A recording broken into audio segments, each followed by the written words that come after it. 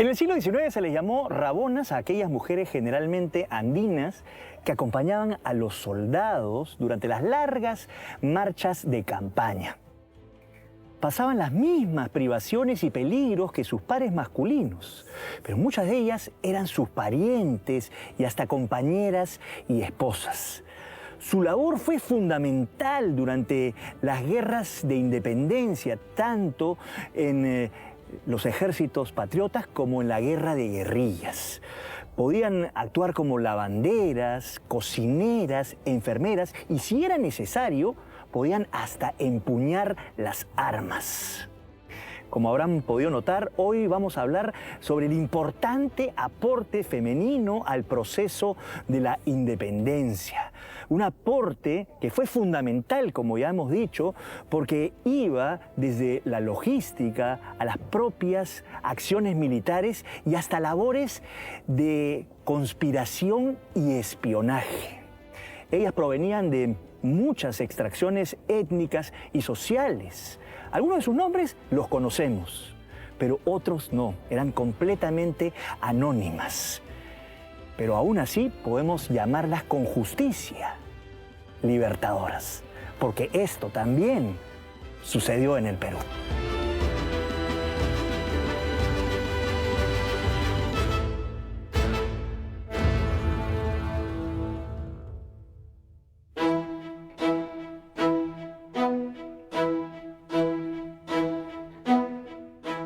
Durante el proceso de independencia, participaron mujeres de distinto origen social, económico, étnico y regional. Fue una contribución heterogénea y valerosa. Pero conviene hacernos una pregunta.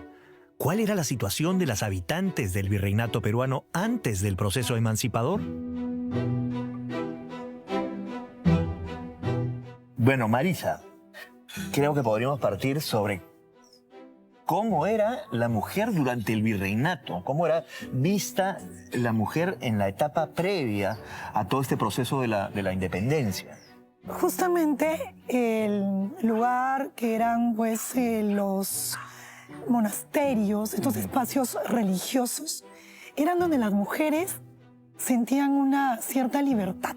Parece un poco paradójico actualmente, ¿no? Pero sí, allí eran porque, por ejemplo, podían aprender a leer y escribir. Había una, digamos que jerarquía a partir de mujeres. Y en ese sentido, pues, el convento sobre todo va a ser para mujeres que no querían casarse, que veían al matrimonio como una especie de prisión, y van a encontrar en esos espacios. El discurso dominante sí, que era un discurso heredado de la visión católica, de la visión tradicional, pero con nuevos elementos que traía el discurso racionalista de la Ilustración. Pero este discurso hegemónico veía a las mujeres que debían dedicarse al ámbito privado, doméstico, a la casa. Su principal función debía ser la maternidad y su vida estaba dedicada al esposo y a los hijos y las hijas. Mientras que en el caso de los hombres, en esta visión de género, los hombres debían estar dedicados al espacio público, es decir, a la política, a lo militar y a la manutención del hogar. Habría que destacar que un punto importante que sucede con respecto a la historia de las peruanas y de las mujeres en general es que muchas veces las fuentes, los rastros que han quedado sobre las acciones de ellas, digamos, han sido poco registradas, por un lado, y por otro lado, digamos, muchas veces la pluma es masculina y la mirada es masculina. Cuando empieza la independencia, que es un proceso largo, que podemos decir que va desde la década de 1780 hasta la década de 1820, en ese amplio periodo lo que va a suceder es que se abre un campo enorme de acción femenina, de un ámbito de libertad, de acción, de las mujeres.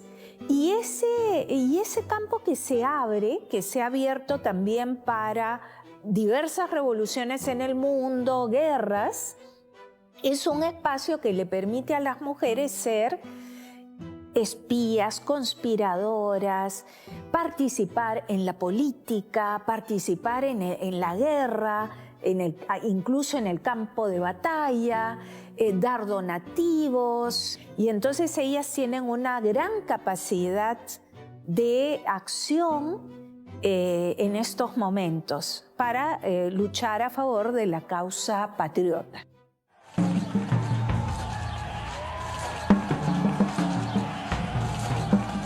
Efectivamente, durante el siglo XVIII fue notable la participación femenina durante la gran rebelión del curaca José Gabriel Condorcanqui Túpac Amaru II.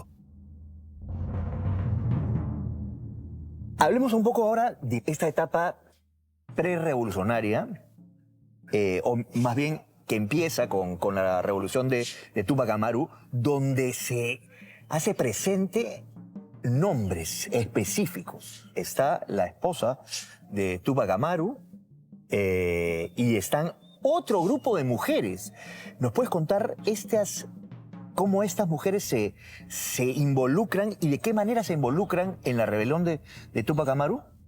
Sí, la mayoría de rebeliones entre el siglo XVIII y el XIX, previos a la llegada de San Martín y Bolívar, van a ser levantamientos familiares. Es decir, van a estar las esposas, los hijos, y bueno, los varones eran los que conducían. Pero en realidad, pues, estos varones no hubieran podido lograr hacer estos levantamientos sin la participación femenina.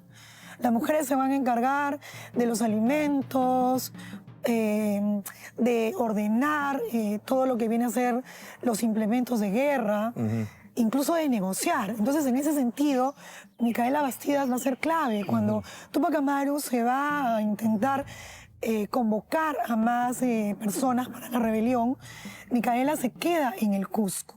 Y ella va a lograr recaudar una cantidad importante de recursos, porque las guerras sin recursos no se desarrollan. La Gran Rebelión de 1780 es un antecedente muy importante que nos permite ver cuál fue la participación de las mujeres en esta rebelión anticolonial que prácticamente culmina todo un ciclo de movimientos y que se da además en un espacio neurálgico muy importante del virreinato peruano, que es la zona del sur andino. José Gabriel Condorcanqui Túpac Amaru II va a ser quien lidere esta rebelión, pero su mano derecha va a ser su esposa, Micaela Bastidas.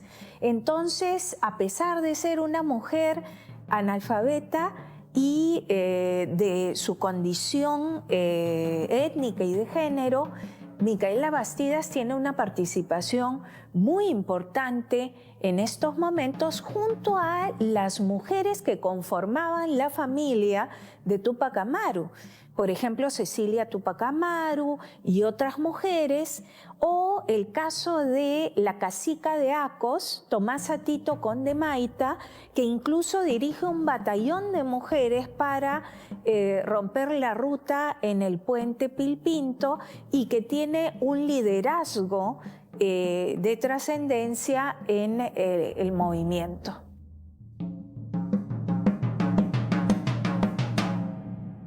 Cuando la rebelión de Túpac Amaru es sofocada, las principales lideresas recibieron crueles condenas, siendo torturadas y ejecutadas públicamente.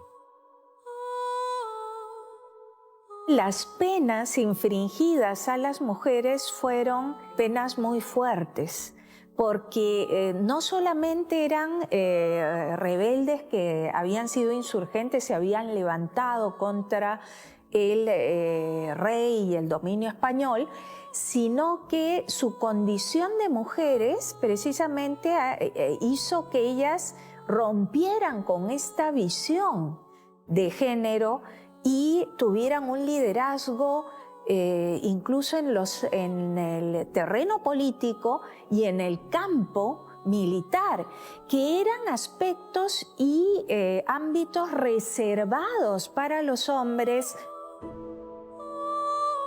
En 1783, más de un centenar de reos, entre partidarios y familiares de Túpac Amaru, salieron desterrados del Cusco rumbo al Real Felipe en el Callao. Esta marcha es conocida como la Caravana de la Muerte. La mayoría de las desterradas fueron mujeres. Sabemos que hay muchas más mujeres cuando hacen el camino que va de Cusco a Lima, caminando, ¿no? Caravana de la Muerte. Van a ser sentenciadas a caminar descalzas desde el Cusco hasta Lima.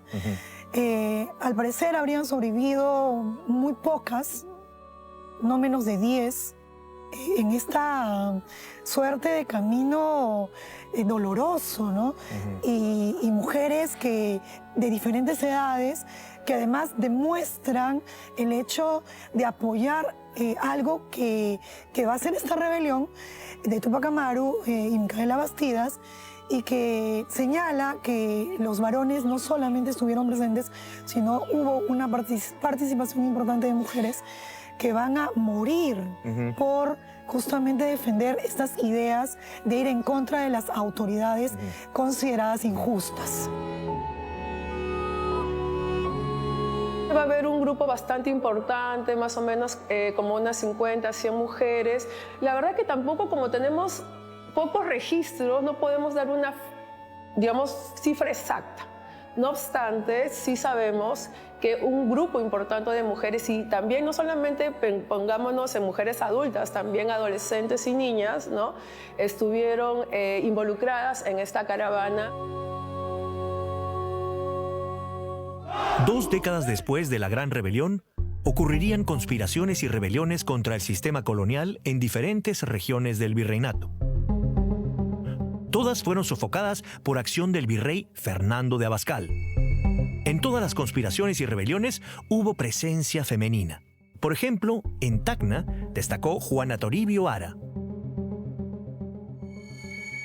En Tacna se dice la de 1811 de Cela y la de 1813 con Pailar de Ele y Calderón de la Barca. En todas ellas van a haber mujeres involucradas. Por ejemplo, Juana Toribio Ara, hija del cacique de Catacna, va a participar de alguna forma en esta rebelión tanto de 1811 como la de 1813. ¿Por qué? Uno, porque es la hija del curaca, ¿no? Y sospechamos que obviamente va a tener una relación cercana con la familia Cela. Recordemos que en 1813 el esposo, Manuel Calderón de la Barca, participó y lideró esa rebelión. Algo que se recuerda, por ejemplo, de Juana Toribia es que supuestamente ya el esposo es apresado, llevado a Oruro, y ella, con el dinero que tiene y con las influencias que ella tiene, va a hacer posible libertar a su esposo. Lo va a acompañar en un exilio en una región amazónica cerca de La Paz, y van a estar ahí por unos años y luego van a regresar a Tacna, ¿no? Finalmente, la historia es un poco triste. ¿Por qué?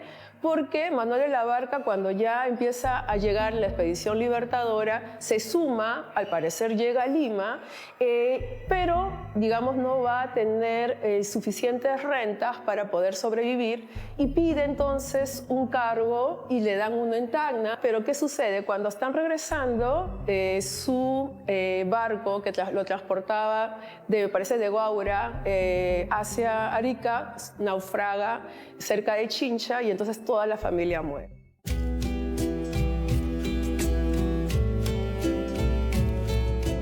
¿Cuán importante es esta tradición oral asociada a estos levantamientos regionales, ¿no? Porque hay mucho de información que se ha perdido, que no se ha hallado, etcétera, pero que sí, como no están presentes físicamente, pero sí están presentes en el imaginario popular, ¿no? Es muy importante tener en cuenta las tradiciones y lo oral, porque lamentablemente hay muy poco en las fuentes escritas sobre mujeres. Entonces, pues de boca en boca, más adelante se fueron recogiendo los recuerdos de mujeres quizás con los nombres modificados, pero que de alguna manera fueron reales.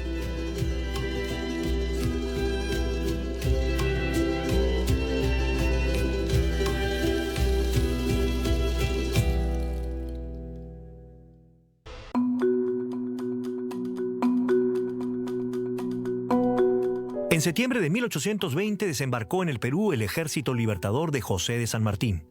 El militar argentino envió un regimiento al mando de Juan Álvarez de Arenales a la Sierra Central. El 6 de diciembre de 1820, los patriotas derrotaron a los realistas en Cerro de Pasco. En esta campaña, la dama serreña María Valdizán apoyó con su vivienda y bienes a las tropas patriotas, acción que le costaría la vida. Entre abril y julio de 1821, San Martín envió otra vez a Álvarez de Arenales a incursionar a la Sierra Central. Fue en esa circunstancia cuando en el Valle del Mantaro, 3 mujeres que han pasado a la historia como las heroínas Toledo dirigieron una audaz acción contra los españoles.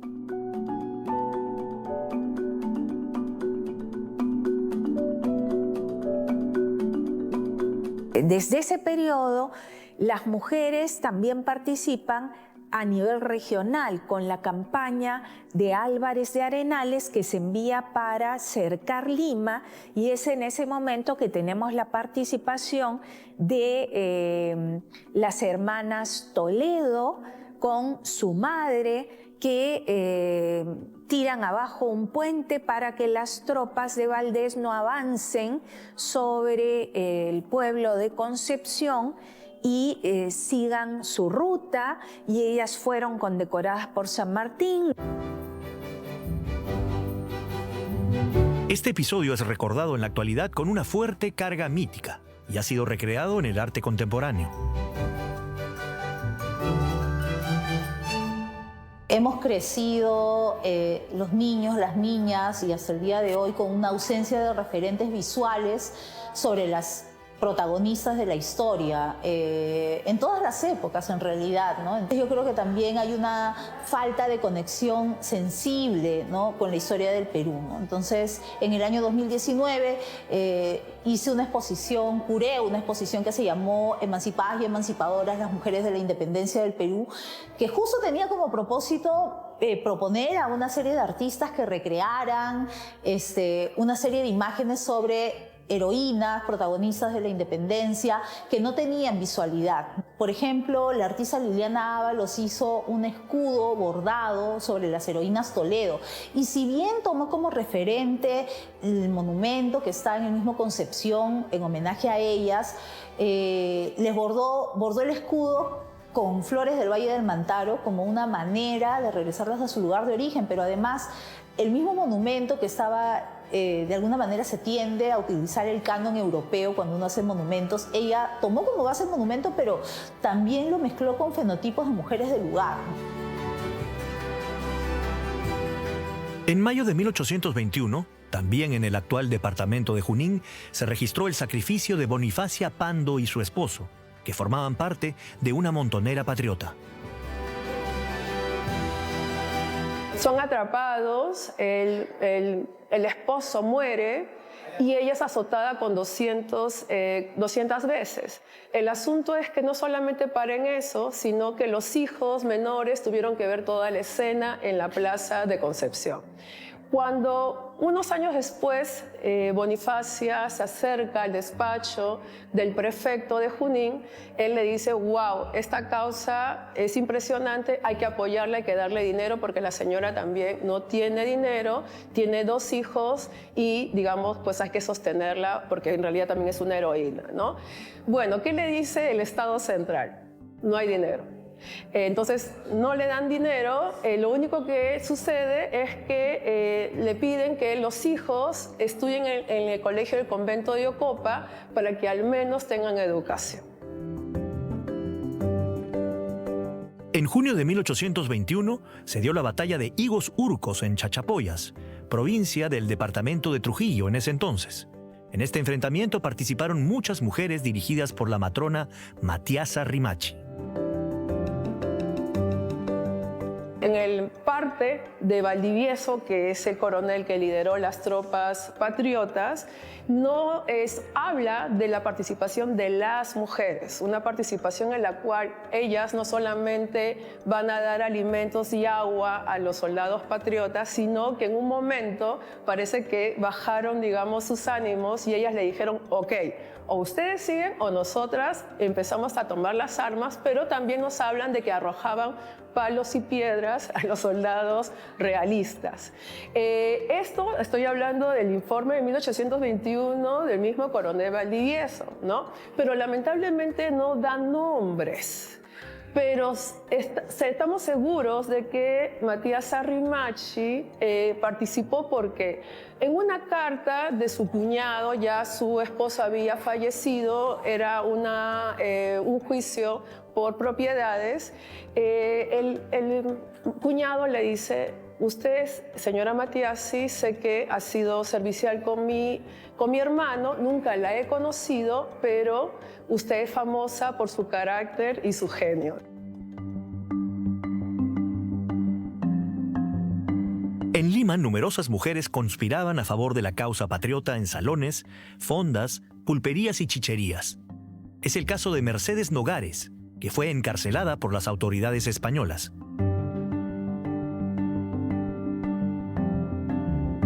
Cuando San Martín desembarca ya existía previamente, unos años atrás, todo un movimiento de conspiración de mujeres, pero de dos tipos, las mujeres de clase alta, que se reunían con sus maridos, que eran, Germán Leguía Martínez los define como los copetudos, todos ellos tenían título nobiliario, eran de lo más rancio de la sociedad limeña, inclusive el virrey Abascal, cuando manda a capturar al conde de la Vega del Ren, este se escapa por el techo de la casa de su suegra, que quedaba donde queda ahora Polvos Azules, que era la condesa de Sierra Bella.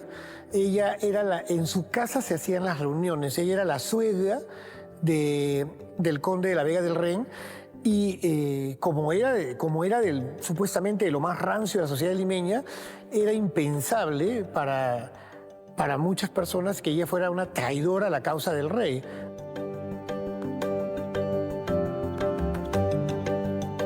A inicios de diciembre de 1820, los realistas sufrieron un duro golpe. El poderoso batallón Numancia se pasó al bando patriota. Para ello, fue vital el rol conspirativo de Rosa Campuzano, una dama guayaquileña afincada en Lima. Lo dice Palma, pero es una tradición, pero lo corrobora Leguía y Martínez. Ella tiene una labor importantísima fuera del espionaje. Ella convence al jefe del batallón Numancia para que se pasen al bando patriota. Ese es uno de los grandes bajones emocionales que ha podido tener la campaña de la Libertadora en esa época. Y tanto así que era bien sonado en ese momento hablar de esto, porque era un batallón completo que había venido marchando desde Nueva Granada hasta llegar a Lima para defender a los patriotas. Y tal fue la crisis desde ese momento que el virrey ordenó que cualquiera que fuera apresado sería fusilado.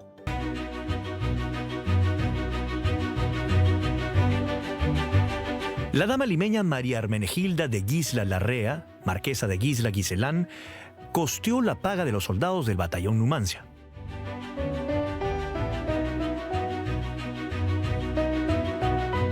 Ella paga los sueldos de este batallón, porque no había quien los pagase.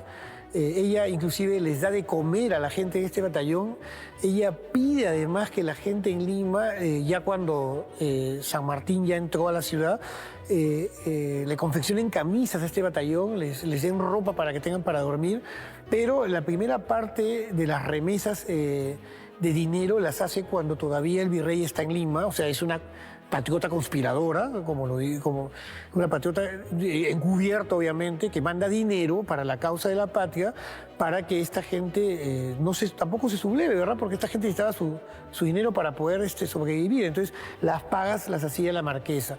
Cuando San Martín toma ya entra a la ciudad, forma el nuevo régimen del protectorado, una de sus medidas, la única que da, es devolverle a la marquesa de Gisla su dinero, o sea, que el nuevo Estado peruano reconozca una deuda por la entrega que había hecho de unas sumas muy altas.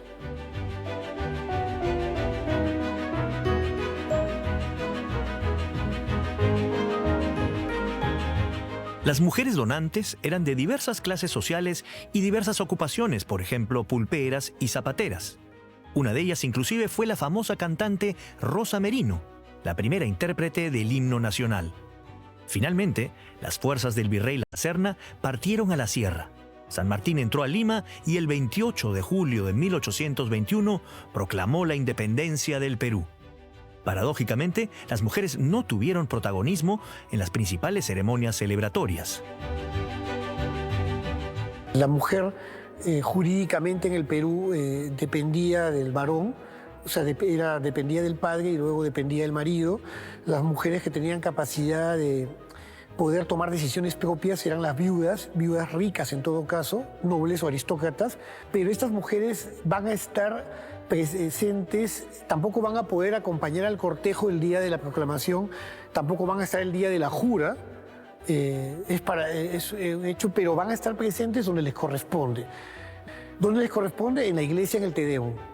¿Dónde más les corresponde? En las fiestas que va a dar el Cabildo en el antiguo Palacio Virreinal para celebrar, en las dos fiestas, la que da el Cabildo en el Cabildo y la que se da en el Palacio Virreinal para celebrar la independencia del Perú.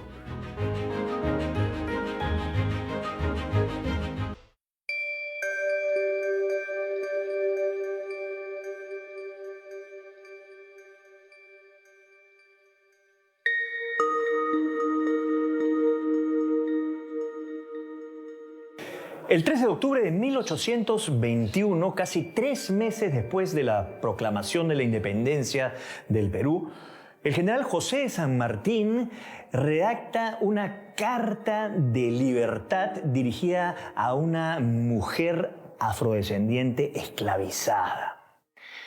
Este documento estaba dirigido a Juana Mazo, a quien le otorgaba la libertad en atención a sus méritos durante el tiempo que sirvió de enfermera en los hospitales del Ejército Patriota.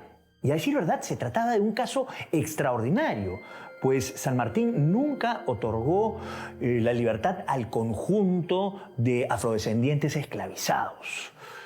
Pero años más tarde podíamos encontrar a Juana Mazo luchando en la vía legal por mantener su estatus de mujer libre. ¿Cómo así? Porque sus antiguos amos todavía litigaban por mantenerla como esclava, como su propiedad. Y esto fue en 1825, donde en un documento protocolar ella expresó lo siguiente: fui una de las patriotas que tuvieron la gloria de ser útiles en defensa de la sagrada causa, asistiendo noche y día a los enfermos del ejército. La verdad que no sabemos si ella finalmente consiguió o mantuvo esa libertad. Lo que sí esperamos es que al final de sus días haya sido enteramente libre.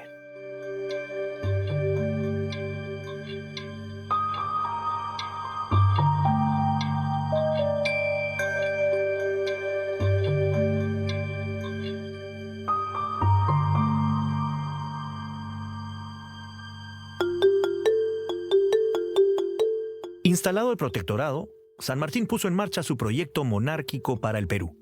En ese contexto, muchas mujeres patriotas fueron condecoradas. Una de ellas fue Brígida Silva, quien había proveído de comida y ropa a los rebeldes encarcelados. Deciden crear una orden, pero esa orden no tiene nombre. Ahí hay errores historiográficos de Bartolomé Mitre, el mismo Ricardo Palma no se equivoca, pero dice las caballeresas, lo cual para el siglo XIX estaba bien dicho. La orden es Orden Inominada de Damas del Protectorado, porque no tiene nombre.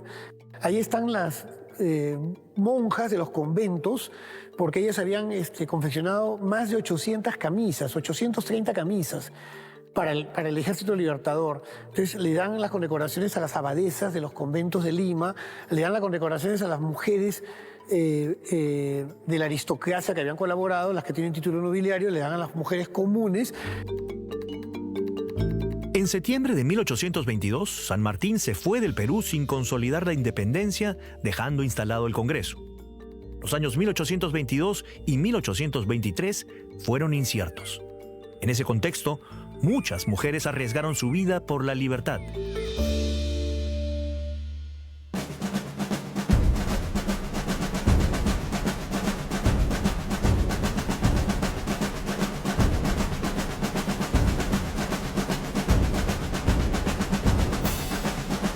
En 1822, la ciudad de Huamanga fue tomada por completo por el ejército realista español liderado por el militar sanguinario José Carratalá.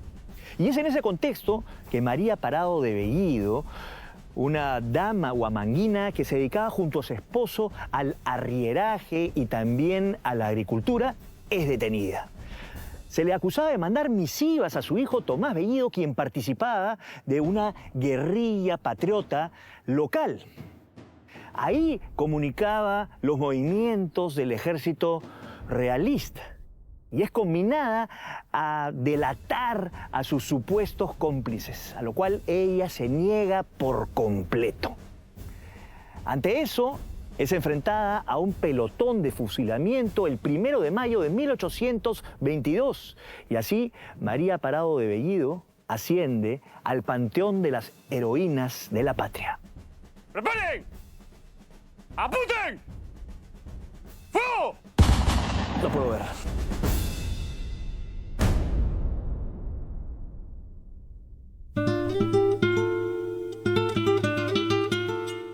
María Parado de Bellido no sabía leer ni escribir, pero ella va a formar parte de una red de espionaje que va a ayudar a las guerrillas conducidas por Cayetano Quirós en pleno momento en el que la independencia estaba a punto de retroceder. Entonces, ella va a enviar información a estos patriotas para que puedan saber de los movimientos que se estaban desarrollando en Huamanga.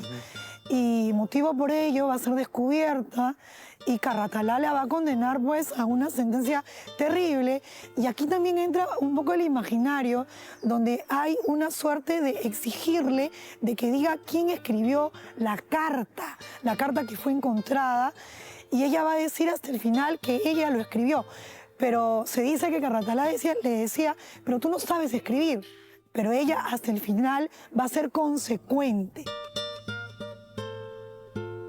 Ella ya para la segunda mitad del siglo XIX es bastante recordada, primero obviamente por los ayacuchanos, ¿no? Por su origen regional, pero poco a poco empieza a ser levantada su figura al punto que para el momento de la conmemoración del centenario de la independencia, aquí mismo en este edificio se inaugura una nueva sección que se denomina el Museo Bolivariano. No sabemos, pero digamos la intención era establecer una sala de matronas de la independencia y este cuadro sería el que, digamos, encabezaría.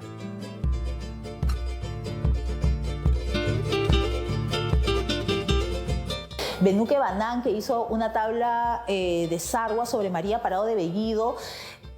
Benuca es de Ayacucho y hizo muchas preguntas en el proceso de creación, ¿no? Como por qué no tenía sombrero, ¿no? Una serie de por qué solo tenía una trenza, ¿no?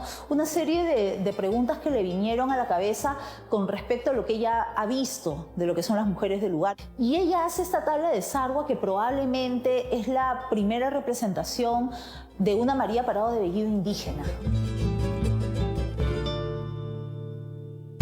El español José Carratalá también fue verdugo del célebre montonero Cayetano Quirós, quien era acompañado en sus correrías por su esposa, también afrodescendiente. Tenemos el caso de la pareja de Cayetano Quirós, que al parecer acompañó a la montonera en Junín. Y un estudio último de Hugo Contreras nos comenta de cómo algunas esclavas eran llevadas a los ejércitos para servir como sirvientas, no valga la redundancia, en los ejércitos. En el caso de los patriotas, con la promesa de libertarlas, lo que al final llegó para unas y no para otras, porque cuando termina el régimen del gobierno de San Martín, no se les reconoce.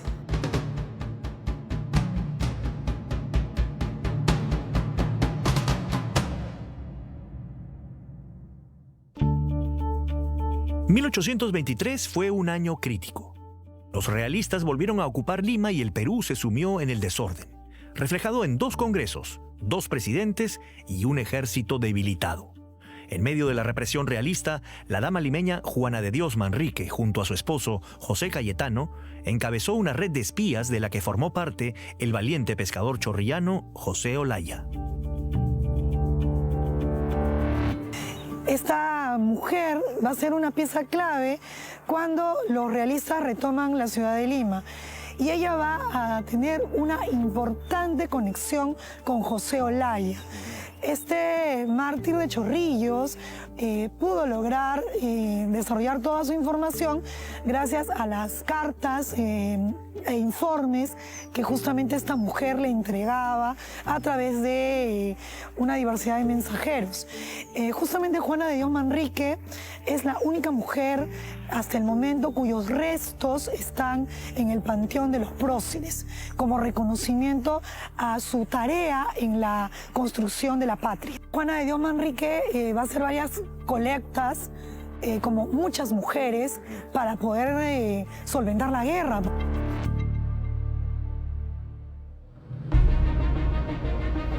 En septiembre de 1823, invitado por el Congreso, llegó al Perú el libertador Simón Bolívar, quien emprendería la campaña final para consolidar la independencia.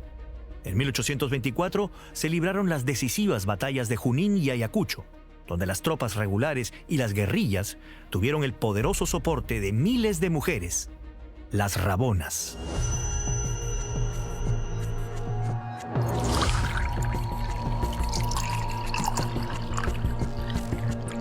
Evidentemente era una participación mayoritariamente indígena y estas mujeres acompañan el avance de las tropas y constituyen el soporte logístico para los soldados y tienen un papel fascinante porque ellas son las que hacen de lavanderas, cocineras, se adelantan a la tropa para buscar el lugar donde se va a establecer el campamento.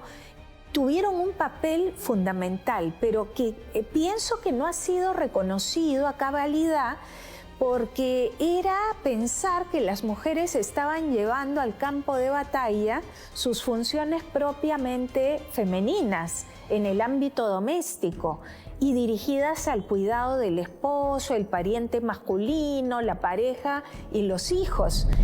Y que además los méritos y los trofeos estaban destinados a los hombres, que eran los soldados. El término Rabona no tiene, digamos, una situación clara de cuándo se habría originado. Vamos a tener algunos escritores que las van a denominar como a mediados del siglo XIX, no como Atanasio Fuentes, pero en tiempos de la independencia se les decía mujeres que acompañaban y no este término de Rabón. Y como lo has dicho, ¿no? Esto va a venir de estar al rabo o atrás, pero no hay una suerte de claridad. Una de las versiones que desde mi punto de vista podría ser la más creíble es que como ellas iban a la retaguardia, en el rabo de la tropa, de ahí vendría el término.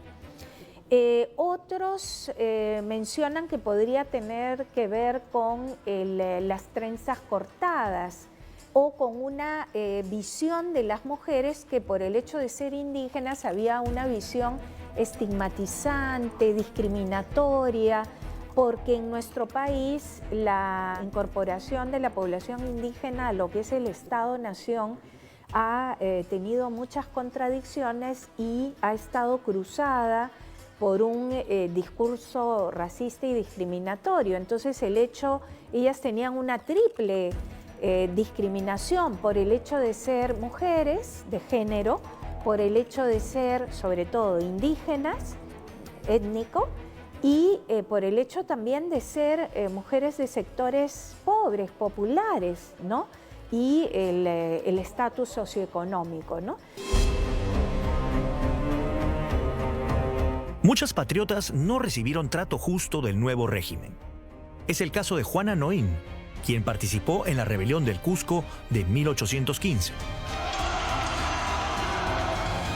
A pesar de que les dan condecoraciones, a veces les dan pensiones, hay mujeres que lo entregaron todo por la patria y no tuvieron la misma retribución. Un caso particular, y el que está más documentado, es el caso de Juana Noín. El mismo Bolívar la reconoce como una gran heroína de la región.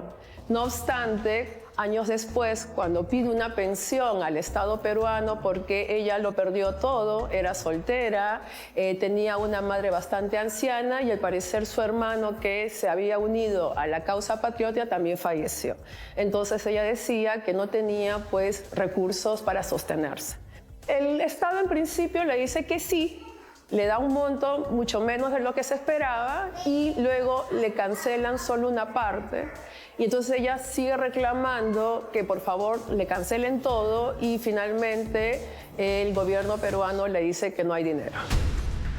Pero hablando de reconocer a estas mujeres, hay un reconocimiento físico de los héroes, de las personalidades, como lo tenemos acá, por ejemplo, a Sucre, está muy presente, pero finalmente mujeres que han sido perennizadas en la memoria colectiva de la sociedad son pocas, ¿no? Sobre todo hablando de las guerras de independencia, ¿no? En Huamanga, aparte de María Parado de Guido, en estos últimos tiempos se ha buscado representar a Ventura Jalamaki a través de juras, representación tipo teatral, pero desde los ambientes populares. Y eso es algo bastante importante porque la conmemoración es traer el pasado y festejarlo, ¿no? Y en este caso los monumentos o las obras teatrales son importantes, y al igual que la literatura, porque nos permite recordar el heroísmo de estas mujeres. La imagen que nos acompaña en nuestro texto escolar es lo que se nos queda grabado. Finalmente es la conexión sensible con nuestra propia historia. Yo creo que necesitamos eso, necesitamos más monumentos de mujeres y que ocupen plazas centrales, monumentos centrales en el espacio público. Necesitamos más fechas conmemorativas y en ese sentido yo creo que en otros lados del Perú hay muchos referentes que nos hablan de eso. Por ejemplo, se escenifica todos los años la hazaña de las heroínas Toledo en Concepción, se escenifica todos los años la batalla de Sangarará y la protagonista es una mujer quechua hablante en un caballo con su micrófono inalámbrico que dice parlamentos extensos en quechua, y es Tomás Atito Condemaita, ¿no? Entonces, en esos lugares del Perú, la historia no se aprende solo en los libros, la historia se aprende en la escenificación, en el ritual colectivo, ¿no? Yo creo que eso es lo que nosotros necesitamos. El inicio de la vida republicana en el Perú significó un gran cambio para las mujeres. Los ideales de libertad, justicia e igualdad fueron una promesa cumplida para ellas. La independencia del Perú hasta 1824, que se sella con la batalla de Ayacucho, no solo en el Perú, sino a nivel continental, abrió un amplio campo de acción para la participación femenina. Pero esto se cierra cuando se establece la República del Perú y empezamos otra etapa. Se discutió la ciudadanía o no de las mujeres, pero lo que se va consolidando es la idea de que las mujeres deben volver a ese rol que con el discurso de la Ilustración y después el liberalismo deben cumplir para la República, es decir, su rol de esposas y madres y de aquellas que van a criar a los futuros, ya no vasallos, sino ciudadanas. Pero ellas en la práctica no van a ser ciudadanas, si bien la representación de la libertad, de la República, va a ser una figura femenina. esta Marián andina, que representa los valores supremos de la República, pero que contradictoriamente no van a permitir una gran participación.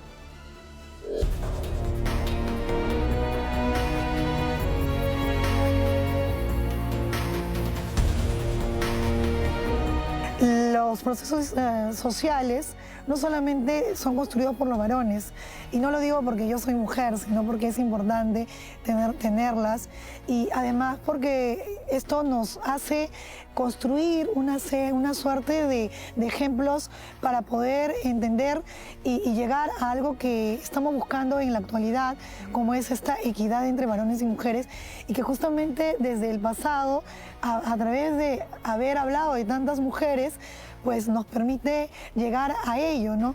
Desde, en este caso, la mirada histórica. Entonces es muy importante que las recordemos, que no las olvidemos, y que esto también formó parte de lo que sucedió en el Perú.